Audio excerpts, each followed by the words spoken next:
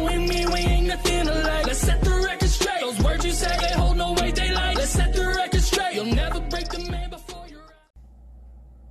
Hello everyone and welcome back to another Diecast review. Today we have a Corey Lajoie diecast for the NFL Folds of Honor. I'm not really too sure about the actual name of the car. It's NFL Alumni? A-L-U-M-N-I. I don't know. But anyway, it's an NFL car, which is really the only reason why I got this car. Because, you know, me being a fan of NFL, I feel like kind of had to. So, yeah, I got the Spire Motorsports and everything on the box. A pretty decent paint scheme. Now, this specific car kind of tripped everybody out because it was on the shipping reports, right? And it didn't come out. But the metal chassis version came out before the standard version. So everybody thought that for whatever reason the main one wasn't getting made, but the metal chassis one was. So for a little while, technically, because it's supposed to release, the metal chassis are supposed to release after the ARCs are released. So there, for a short amount of time, the metal chassis version of this paint scheme was actually exclusive. Now, again, because we don't know, or I don't know what happened. I don't know how that kind of came about. But nonetheless, the original, you know, make is here. And I actually almost bought the metal chassis version just because, you know, I didn't think this one would be made, even though it said that it made MOQ and it was actually going to be produced. So that was a close call, but again, today we have the diecast. I've actually been meaning to get to this diecast review before, and I've had some stuff getting away. Of course, I kind of took that small, like, week or like 5-7 day hiatus somewhere around there, and I kind of got a little bit together. So, yeah, I'm actually running low on content too, so hopefully we can kind of find something to put on the channel. But anyway, let's go ahead and take a close look at this diecast. Something I've noticed right away is the finish. It's more like a matte or like a satin finish. So let's go and take a closer look at that, because this paint scheme actually looks really good. So here's the diecast out of the box. And right away, I do notice a little flaw, which is on the shark fin. You can tell that the decal didn't really set well. So, you know, that kind of happens. But it is what it is. Very nice paint scheme. You could use this as a patriotic paint scheme if you really wanted to. Of course, you know, it's got red, white, and blue. There's what I was talking about, NFL Alumni, I don't know, I probably butchered that, but, you know, it is what it is. Very cool paint scheme, though, I'm not going to lie, I really like this car. So, on the hood, of course, we got the NFL weird logo thing there, not really too sure of the backstory. Oh, something that does kind of bother me, which I think it is done on purpose. Look at the stripes. You see how they kind of like split at the end? Like they kind of go a little wider than they start.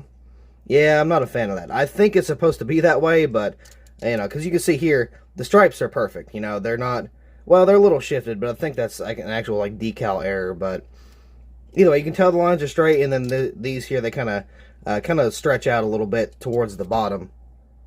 I don't know, but that's something super small. You can see you got some stars on the side there, 3 on each side. And then, of course, the stripes go down to the nose. Got Lajoie right there on the name banner. Of course, you got those Chevy bow ties there that are not colored for whatever reason, but, you know, it is what it is. On my customs, I will do it with my printed banner and the actual production banner. So, where these are white, if I do a custom and I get a Gold Series Chevy and it's got these white on here, I'll just color it yellow, and it looks like 1,000 times better. So, I don't know, that's something you might want to do for your customs if you were to make it, but I've been doing that for a long time, so I just kind of happen to do those as well. Got the number 7 right there, nothing behind that, just the little stripes. Got Lajoie right there on the back windshield here. What was the last Lajoie diecast we got? I don't remember. Oh, I want to say it was a 7 car, right? Yeah, we've got a couple 7 cars before. I just don't remember which ones. I got the NFL thing there. Let's see, Folds of Honor. We got the black spoiler back here. Why does it got to make me say it, man? I don't understand.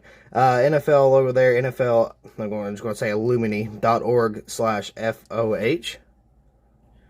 Then you got the number 7 Camaro ZL1 and it looks like got a little bit of a decal wrap error.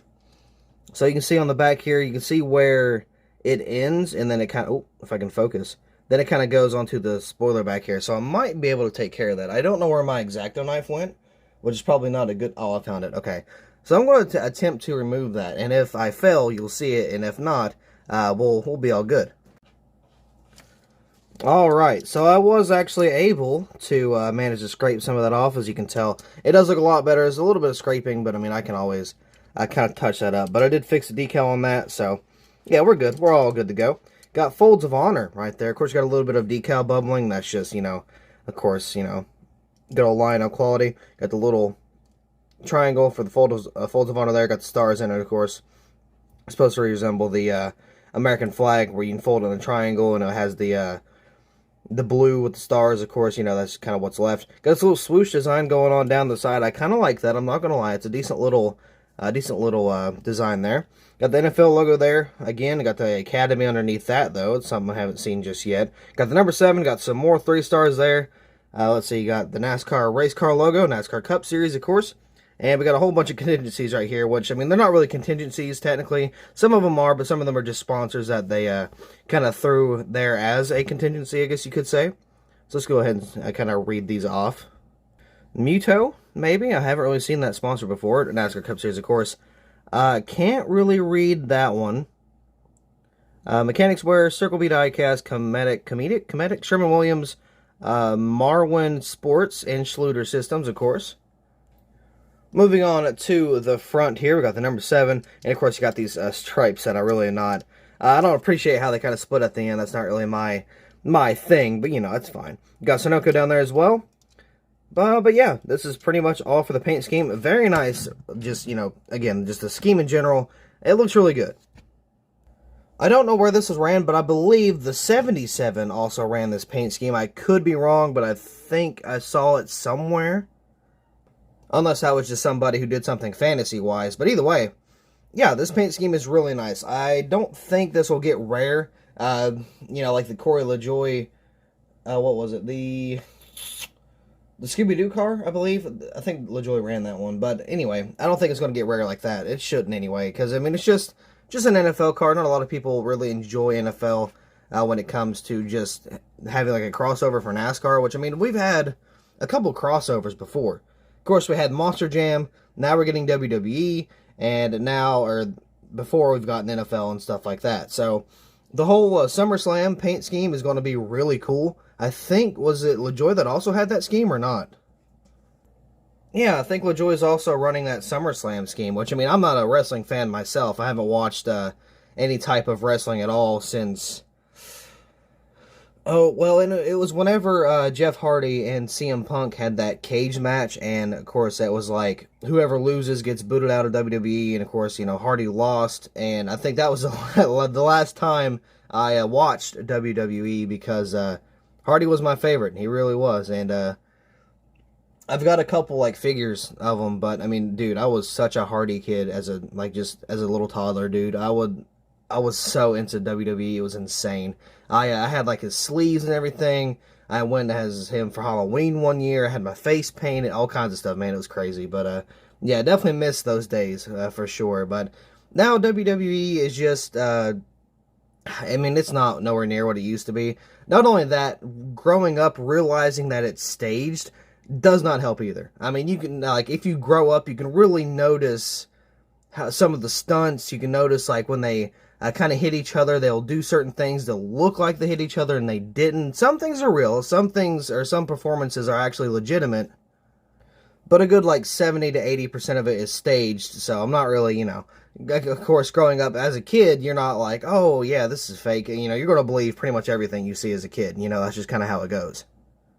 But nonetheless, that is a rock and paint scheme. No pun intended, of course, for The Rock. But, yeah, I'm definitely going to try to get that diecast if it gets made. I would assume so. I would hope so.